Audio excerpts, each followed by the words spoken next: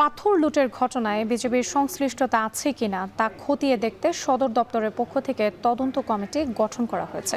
দুপুরে লালাখাল পরিদর্শনে গিয়ে বিষয়টি নিশ্চিত করেন বিজেপি ১৯ ব্যাটালিয়নের অধিনায়ক লেফটেন্যান্ট কর্নেল মোহাম্মদ জুবাইর আনোয়ার। তিনি জানান, বিজেপির বিরুদ্ধে ওঠা অভিযোগের তদন্ত চলছে। তদন্ত শেষে প্রতিবেদন স্বরাষ্ট্র মন্ত্রণালয়কে অবহিত করা হবে বলেও নিশ্চিত করেন তিনি। এদিকে দুদকের প্রাথমিক তদন্তে প্রত্যক্ষ ও পরোক্ষভাবে বিজেপির সংশ্লিষ্টতার কথা উঠে এসেছে। তবে বিজেপি বলছে, সীমান্ত এলাকায় সর্বোচ্চ সতর্ক অবস্থায় আছেন তারা। ভবিষ্যতে যেন লুটের ঘটনা আর না ঘটে তাই নিরাপত্তা জোরদার করা হয়েছে। বিজেপি সদর দপ্তর থেকে একটি তদন্ত কমিটি গঠন করা হয়েছে।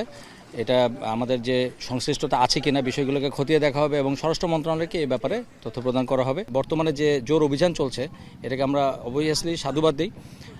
আমরা এই অব্যাহত যে প্রচেষ্টা আছে সেটাকে আমরা জারি রাখব এবং ভবিষ্যতে আরও বেশি পরিমাণ আমাদের জনবল এবং আমাদের সাপোর্ট জারি থাকবে বলে আমি আশাবাদ ব্যক্ত করছি।